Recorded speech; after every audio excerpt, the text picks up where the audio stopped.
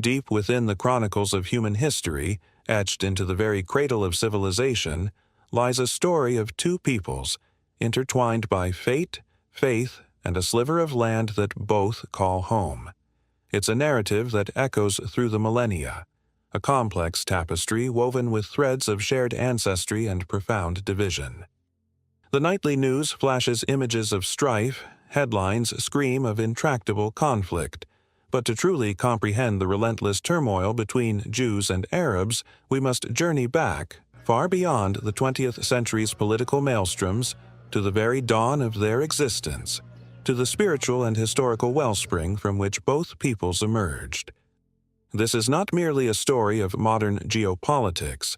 It is an epic saga of brotherhood, betrayal, and a divine promise that would shape the destiny of millions. We are about to unravel the foundational threads of this ancient rivalry, to understand not just the what, but the profound why behind a conflict that has defined the Middle East and captivated the world's attention for generations. This is the origin of it all. Before we delve into the heart of this ancient and intricate story, take a moment to support our exploration of history by hitting that like button and subscribing to our channel. Your engagement allows us to continue bringing you these deep dives into the events and forces that have shaped our world. Don't forget to ring the bell for notifications so you won't miss our future journeys into the past. Our story begins not in the halls of the United Nations or on the battlefields of the 20th century, but in the sun-scorched landscapes of the ancient Near East, with a single patriarch revered by billions across the globe, Abraham. Known as Ibrahim in Arabic, he is a foundational figure in Judaism, Christianity, and Islam, the common ancestor who stands at the confluence of these great monotheistic faiths. According to the sacred texts of all three religions, God called upon Abraham to leave his home in Ur of the Chaldees, in modern-day Iraq, and journey to a land that would be promised to him and his descendants, a land flowing with milk and honey. This covenant, a divine pact between God and Abraham, is the bedrock upon which the entire narrative is built. The Hebrew Bible, in the book of Genesis, recounts this promise in explicit detail. God pledges to make of Abraham a great nation and to give his offspring the land of Canaan, which corresponds roughly to modern-day Israel, Palestine, Lebanon, and parts of Jordan and Syria. This divine grant of land is central to the Jewish claim and identity. For millennia, it has been the lodestar of Jewish consciousness, the geographical heart of their spiritual and national aspirations, a promise of return whispered in prayers through centuries of exile. However, the lineage of Abraham is where the paths of his descendants begin to diverge, creating a schism that would ripple through history. Abraham's wife, Sarah, was barren for many years. Following a common custom of the time, she gave her Egyptian handmaiden, Hagar, to Abraham to bear him a child. Hagar conceived and bore a son, Ishmael. The scriptures portray Ishmael as blessed by God, who promises to make him the father of a great nation. Islamic tradition holds Ishmael in high esteem, viewing him as a prophet and the ancestor of the Arab people, particularly the Prophet Muhammad. He is seen as a key figure in the establishment of Mecca as a holy site. The narrative takes a dramatic turn when, in their old age, Sarah miraculously conceives and bears a son, Isaac. The birth of Isaac, the son of the promise through Sarah, creates a new dynamic within the family. Tensions flared between Sarah and Hagar, culminating in Hagar and Ishmael being sent away into the desert. Yet, even in their exile, God's promise to protect and multiply Ishmael's descendants remained. Isaac, in turn, would become the heir to the primary covenant, the line through which the Jewish people trace their ancestry.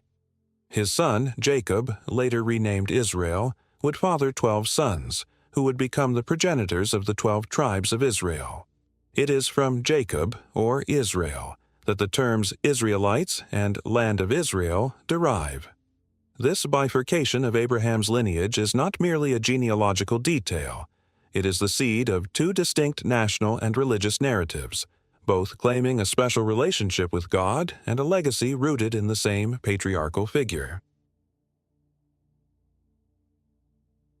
While Judaism sees the covenant passing through Isaac and Jacob, Islam venerates both Ishmael and Isaac as prophets, but traces its own spiritual lineage through Ishmael to the prophet Muhammad. This shared ancestry, rather than being a source of unity, became a point of contention, with both peoples viewing themselves as the rightful inheritors of Abraham's legacy. The land promised to Abraham's seed became a focal point of these competing claims, a sacred inheritance viewed through different lenses. For one, it was the promised land of the covenant with Isaac. For the other, it was a land where their ancestor Ishmael also had a divine blessing and presence. This ancient, family-born divergence set the stage for a drama that would unfold over thousands of years, a story of two brothers, two nations, both children of Abraham, destined to wrestle over the same sacred ground. Following the age of the patriarchs, the descendants of Jacob, the Israelites, experienced a period of enslavement in Egypt. Their liberation, a dramatic event led by the prophet Moses, is a cornerstone of Jewish faith and identity, commemorated annually during the Passover festival. This exodus from bondage was not just a journey towards freedom, but a return to the land promised to their forefathers, Abraham, Isaac, and Jacob. Upon their arrival in Canaan, the Israelites, a confederation of 12 tribes, began a long and arduous process of conquest and settlement. The Hebrew Bible recounts a series of battles and accommodations with the Canaanite peoples who inhabited the land. Over several centuries, they consolidated their control, eventually establishing a unified monarchy under kings Saul, David, and Solomon. It was King David who conquered Jerusalem around 1000 BCE and made it his capital. His son, Solomon, built the first temple there, a magnificent structure that became the central hub of Israelite religious and national life, the dwelling place of God's presence on earth. The kingdom of Israel, particularly under David and Solomon, represented a golden age, a time of political unity, military strength, and spiritual vibrancy, forever etching Jerusalem into the heart of the Jewish soul. However, this unified kingdom was short-lived. Following Solomon's death, internal strife led to its division into two separate kingdoms, the northern kingdom of Israel and the southern kingdom of Judah, with Jerusalem remaining the capital of the latter. This division weakened them, making them vulnerable to the ambitions of rising empires in the region. In 792 BCE, the mighty Assyrian Empire conquered the northern kingdom, exiling a significant portion of its population, who became known as the then in 586 BCE, the Babylonians under King Nebuchadnezzar II dealt a devastating blow. They conquered the kingdom of Judah, destroyed Solomon's temple, and forced the elite of Jewish society, the priests, prophets, scribes, and artisans, into exile in Babylon. This event, known as the Babylonian exile, was a profound trauma, a moment of national and spiritual crisis. The people were severed from their land, their king, and their holy temple. During this period of exile that Judaism as a religion underwent a remarkable transformation. Without the central temple for sacrificial rites, the focus of religious life shifted towards the synagogue, prayer, and the intensive study of the scriptures, the Torah. The prophets of the era, like Ezekiel and Jeremiah, offered messages of hope and eventual restoration, reinforcing the unbreakable bond between the people of Israel and their God, and the promise of a future return to their homeland. That promised return came several decades later when the Persian Empire, under Cyrus the Great, conquered Babylon. In a remarkable decree, Cyrus permitted the exiled Jews to return to Judah and rebuild their temple in Jerusalem. Not all Jews returned, marking the beginning of a significant Jewish diaspora, but a substantial number did, and the Second Temple was completed around 516 BCE. For the next several centuries, Judea existed as a province under the rule of successive empires, Persian, Greek, and eventually Roman.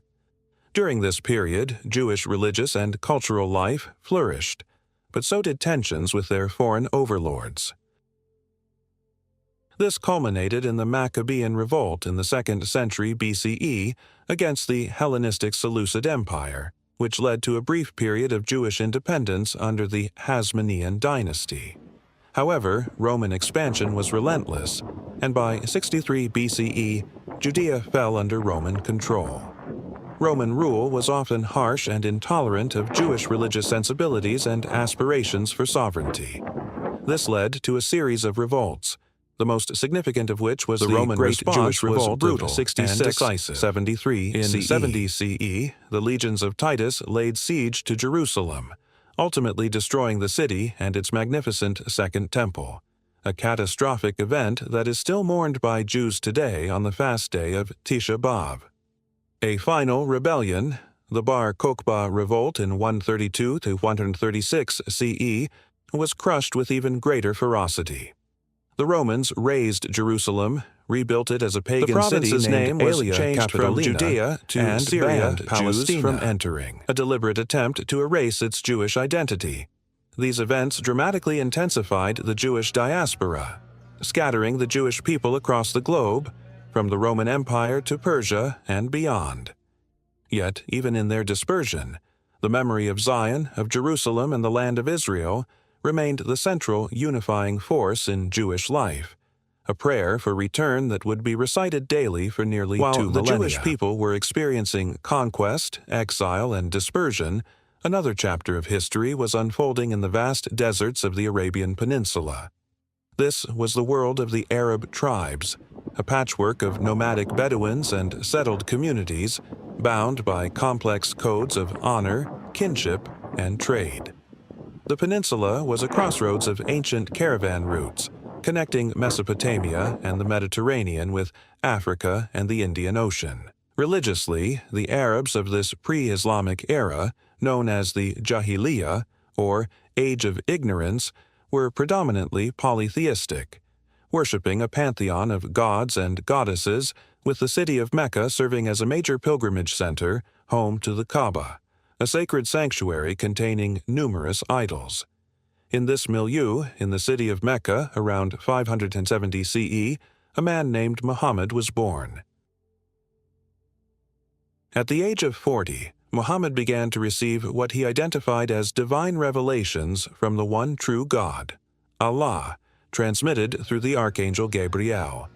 These revelations, recorded in the Quran, formed the basis of a new monotheistic faith, Islam, meaning submission to God. Muhammad's message was radical and transformative.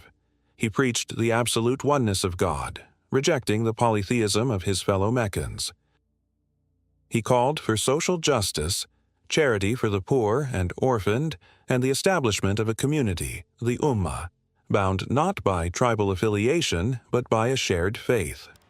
Initially, his teachings were met with fierce opposition from the powerful Quraysh tribe, who controlled Mecca and its lucrative pilgrimage trade. This persecution led Muhammad and his small band of followers to migrate to the city of Medina in 622 CE, an event known as the Hijra, which marks the beginning of the Islamic calendar.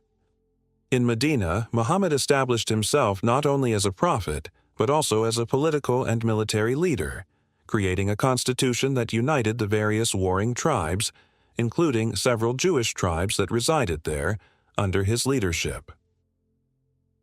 From this base in Medina, the early Muslim community grew in strength. A series of battles and negotiations with the Meccans eventually culminated in the Muslims' triumphant and largely peaceful conquest of Mecca in 630 CE. Muhammad rededicated the Kaaba to the worship of Allah alone, clearing it of its idols. The rise of Islam was astonishingly rapid.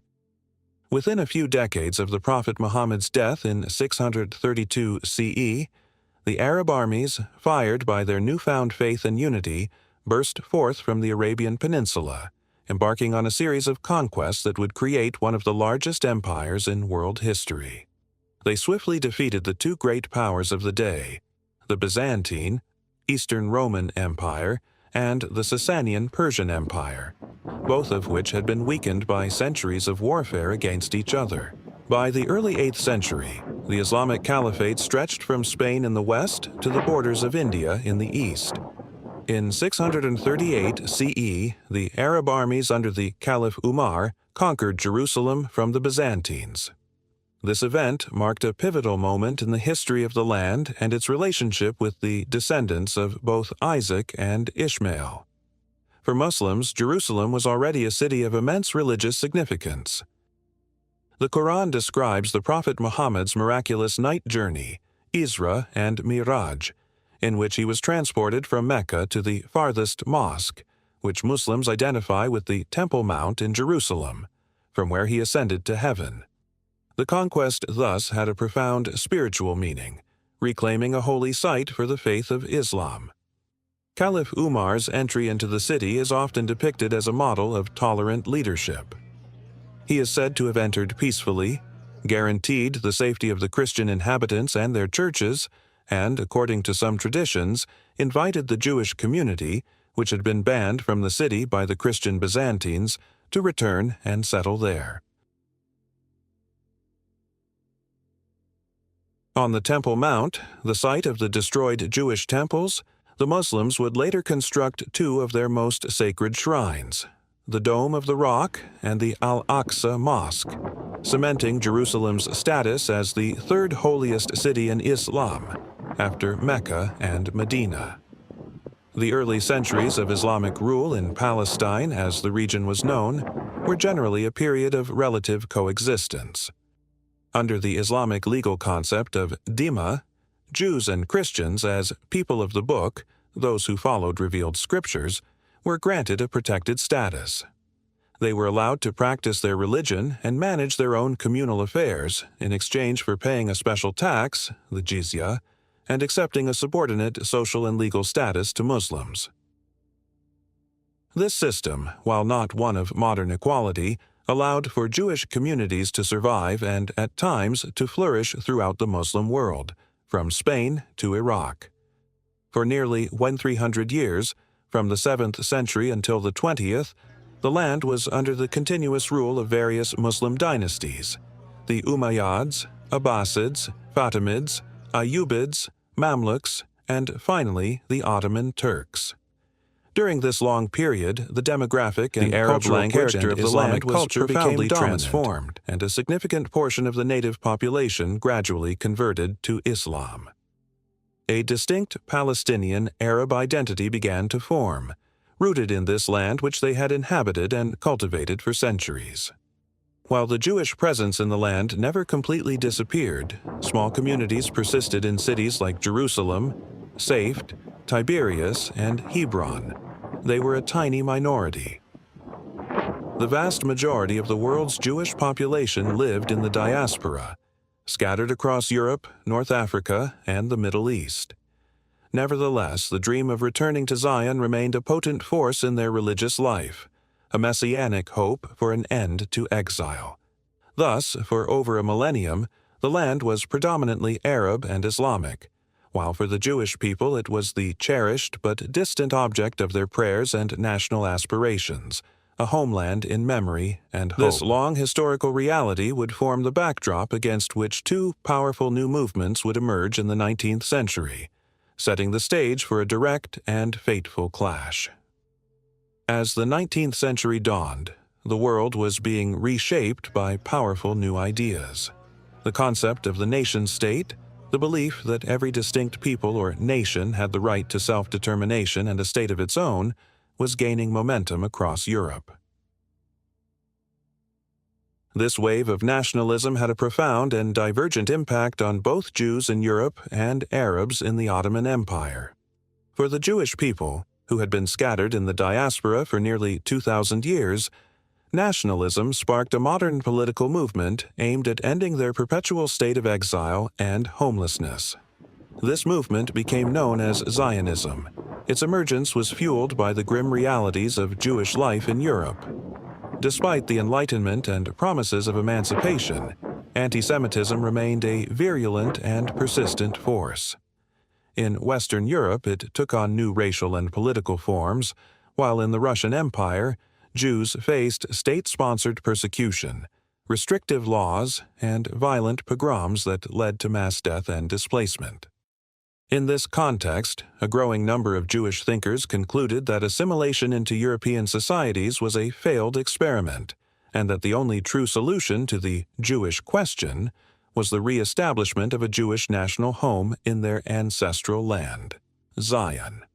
An Austro-Hungarian journalist named Theodor Herzl is widely regarded as the father of modern political Zionism.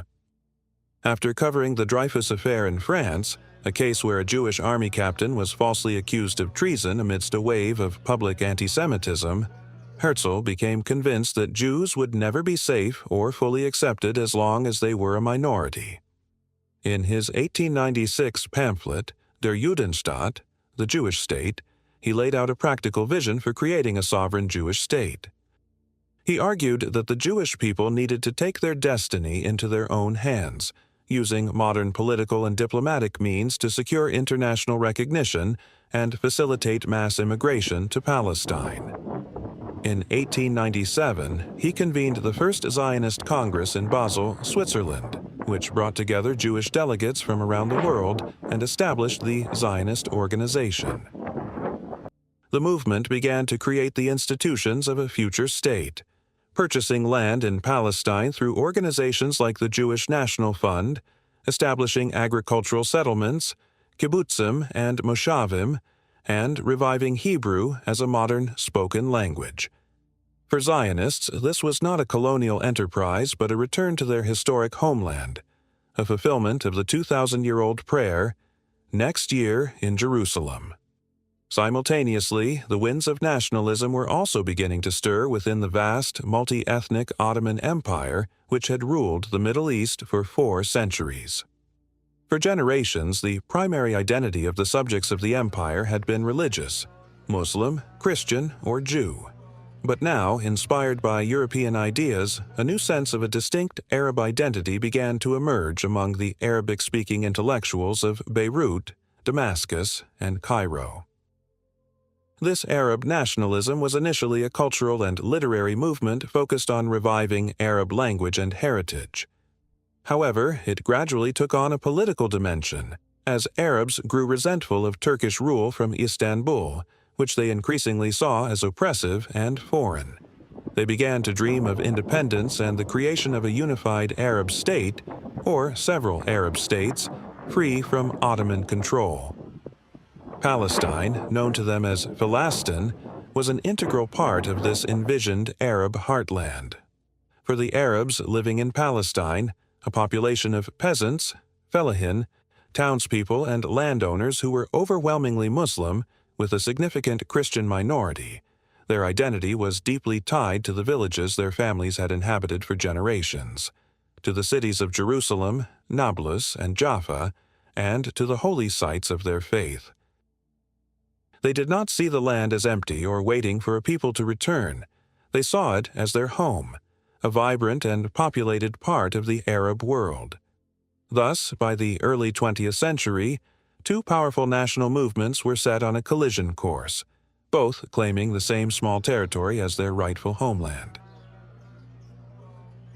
The Zionists arrived with a narrative of ancient historical rights and a desperate need for refuge, viewing the land as the only place where the Jewish people could finally be sovereign and safe. The Palestinian Arabs, in turn, saw the influx of Jewish immigrants from Europe as a foreign intrusion, a threat to their way of life, their culture, and their own nascent aspirations for self-determination. The conflict was not, at its core, a religious war in the traditional sense, though religion infused both national identities. It was a clash of 2 legitimate, yet seemingly irreconcilable, national aspirations. The Zionists were coming home, the Arabs were already at home. This fundamental impasse, this clash of rights and narratives over a single, cherished piece of land, was the explosive charge that the cataclysm of World War I would detonate. The outbreak of World War I in 1914 shattered the old world order and redrew the map of the Middle East. The Ottoman Empire, which had ruled the region for 400 years, made the fateful decision to side with the Central Powers, Germany and Austria-Hungary, against the Allied powers, Britain, France, and Russia. This presented a golden opportunity for both the Zionist movement and the Arab nationalists, who saw a chance to realize their competing ambitions by aligning with the British.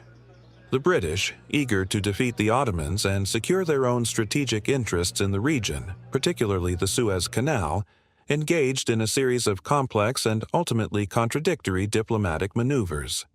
They made promises to everyone, creating a legacy of mistrust and betrayal that would poison the future of Palestine. First, in the McMahon-Hussein correspondence of 1915-1916, the British High Commissioner in Egypt, Sir Henry McMahon, entered into a secret agreement with Hussein bin Ali, the Sharif of Mecca. The British promised to recognize and support Arab independence in a vast territory encompassing most of the Ottoman Empire's Arab provinces, if Hussein would lead an Arab revolt against the Turks. Buoyed by this promise, Sharif Hussein launched the Arab Revolt in 1916, a guerrilla campaign that, with the help of British officers like T.E. Lawrence, Lawrence of Arabia, played a significant role in weakening the Ottoman war effort. The Arabs believed that Palestine was included in this promised independent state, a conviction the British would later dispute, citing ambiguous phrasing and territorial exceptions. At the very same time, Britain and France were secretly carving up the region for themselves. The Sykes-Picot Agreement of 1916 was a secret pact that divided the future post-Ottoman Arab provinces into French and British zones of direct and indirect control. Under this plan, Palestine was designated for international administration, a decision made without the knowledge of either the Arabs or the Zionists. This agreement revealed the true colonial ambitions of the European powers, starkly contradicting the promises of independence made to the Arabs. Then, in 1917, the British government issued a third, and perhaps most fateful, promise, the Balfour Declaration. Eager to gain the support of the Jewish diaspora, particularly in the United States and Russia, for the Allied war effort, British Foreign Secretary Arthur Balfour sent a letter to Lord Rothschild, a leader of the Declaration stated that the British government viewed with favor the establishment in Palestine of a national home for the Jewish people, and would use their best endeavors to facilitate the achievement of this object. It included a crucial, though ultimately ineffectual, caveat that nothing shall be done which may prejudice the civil and religious rights of existing non-Jewish communities in Palestine.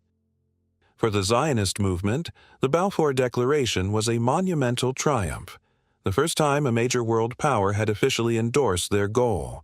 For the Arabs of Palestine, who at the time constituted over 90% of the population, it was a profound betrayal. Their political rights were not even mentioned, and their existence was reduced to that of non-Jewish communities.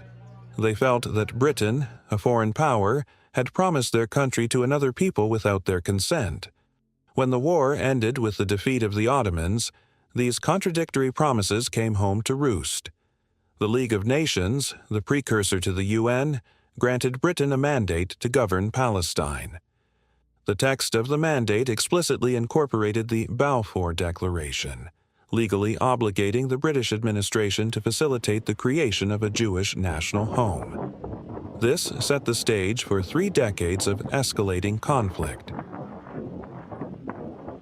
The British Mandate period, 1920-1948, was characterized by a fundamental contradiction in British policy. On one hand, they were committed to helping the Zionists build their national home, which meant allowing Jewish immigration and land purchase. On the other hand, they were responsible for governing the entire population, including an increasingly restive Arab majority that vehemently opposed the Zionist project. Throughout the 1920s and 30s, Jewish immigration, known as Aliyah, increased significantly, especially as persecution in Europe intensified with the rise of Nazism.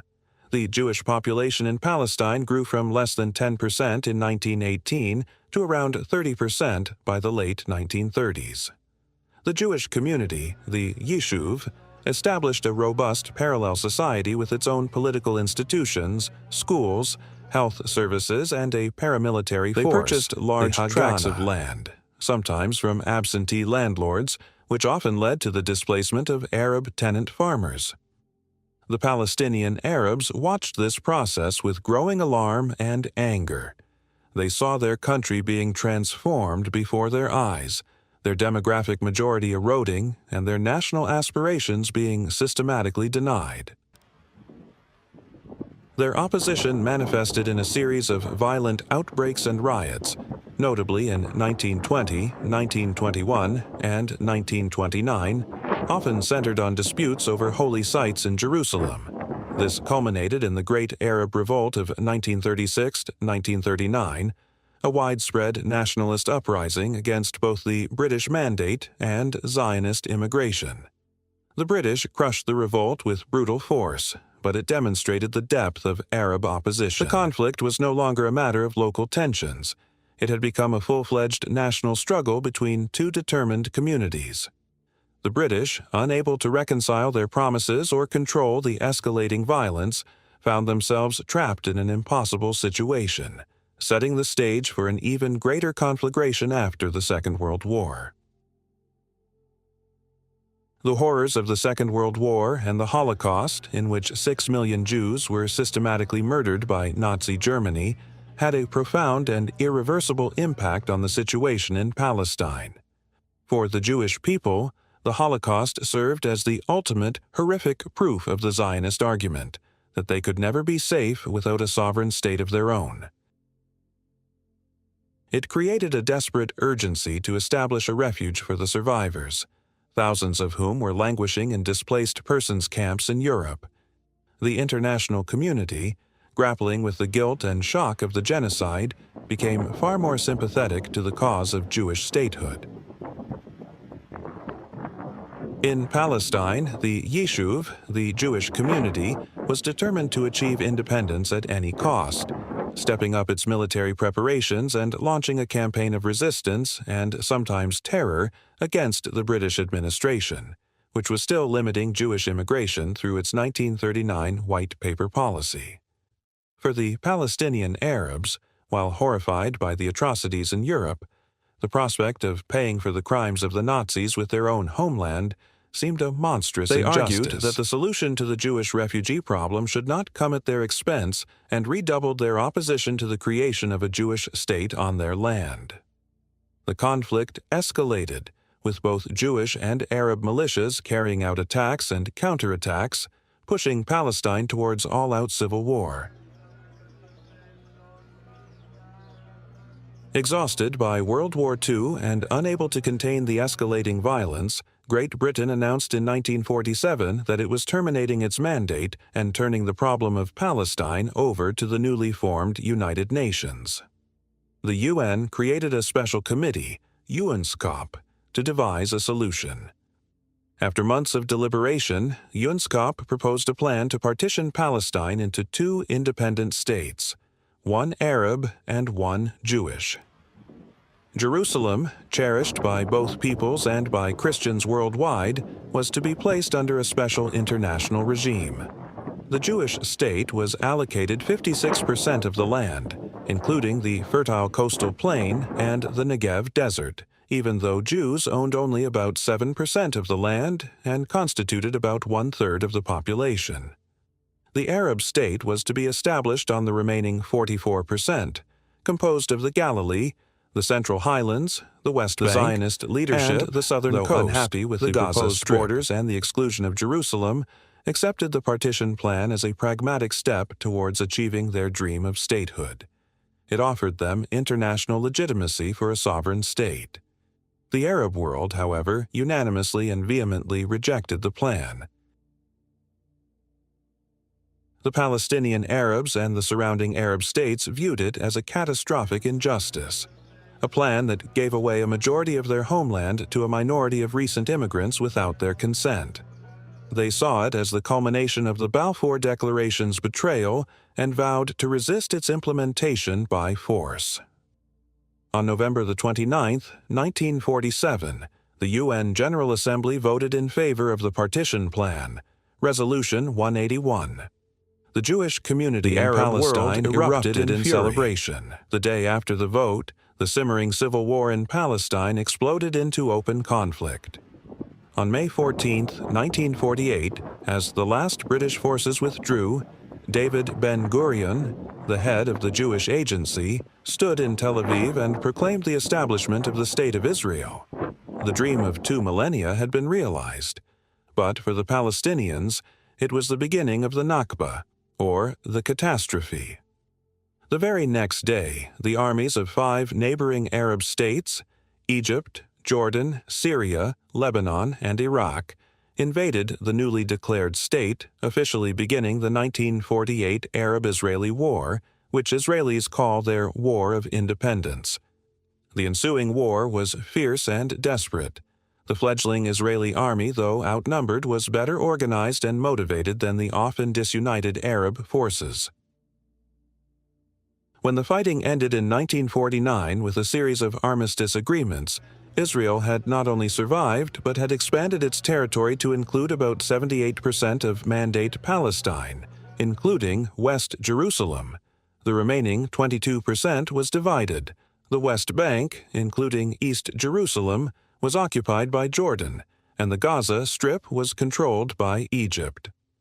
The proposed independent Arab state never came into being. The human cost of the war was immense. It was a victory for survival against overwhelming odds. But for the Palestinians, it was a national disaster.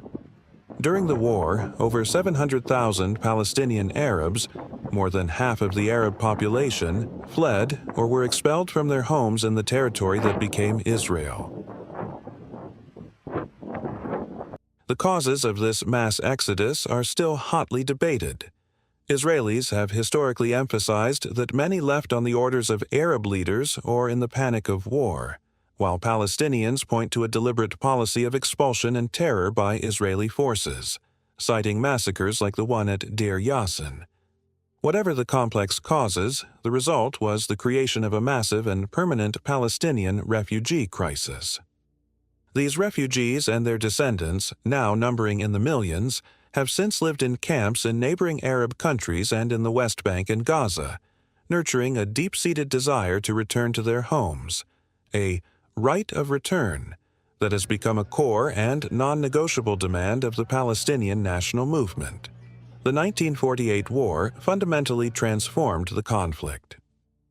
It was no longer a struggle between 2 communities under a mandate. It was now a conflict between a sovereign state, Israel, and a stateless, dispossessed people, the Palestinians, backed by a hostile Arab world that refused to recognize Israel's existence. The seeds of division planted in antiquity and nurtured through decades of competing nationalism had finally bloomed into a seemingly endless war.